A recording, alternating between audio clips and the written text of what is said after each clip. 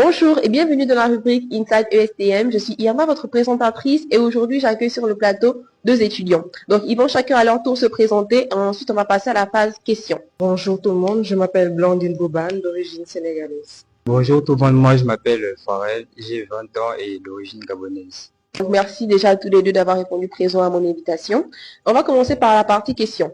Donc j'aimerais savoir comment est-ce que vous avez connu l'ESTM d'une, et surtout qu'est-ce qui vous a poussé à vous inscrire. J'ai connu ESTM par le biais de forums et de visites de l'équipe de communication. Et j'ai eu aussi à faire des recherches et évidemment, ça a confirmé l'image de l'école. Moi j'ai connu l'ESTM par le biais d'une agence de voyage qui m'a aidé à trouver une école ici au Sénégal et j'ai fait ma préinscription en ligne et quand je suis arrivé ici, je me suis inscrit. Bon, c'est un point à souligner pour ceux-là qui sont à l'étranger, qui sont dans leur pays d'origine. Si vous n'avez pas la possibilité de venir directement, vous pouvez faire la préinscription en ligne depuis notre site web www.estm.sn. Donc, continuons.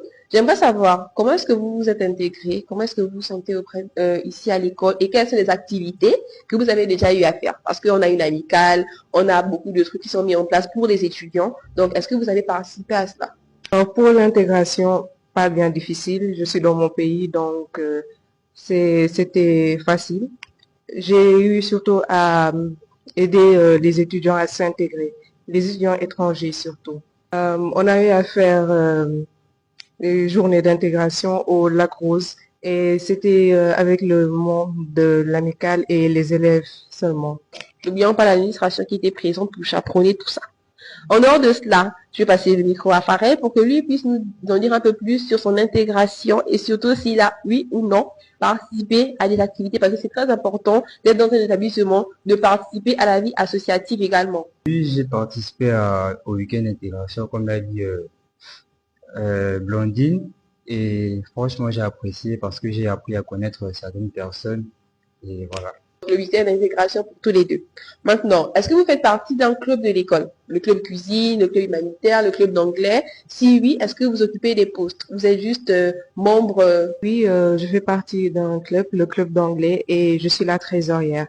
Et on a eu à faire des activités comme le génie en herbe avec le club scientifique.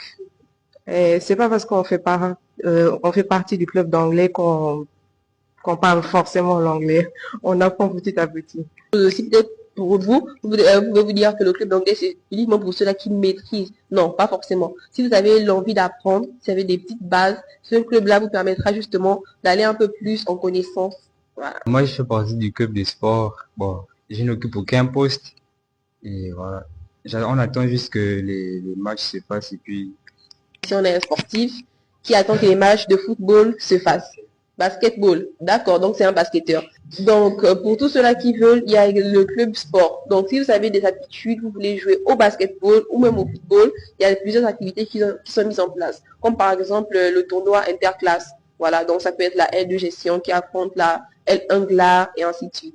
Donc, tout ça c'est mis en place pour que chaque étudiant puisse trouver son compte et participer. Que vous soyez un garçon ou une fille. Donc, merci à Farel et à Blondine d'avoir répondu présent à mon invitation cette semaine. On se retrouve la semaine prochaine pour une nouvelle interview avec de nouveaux participants. Merci.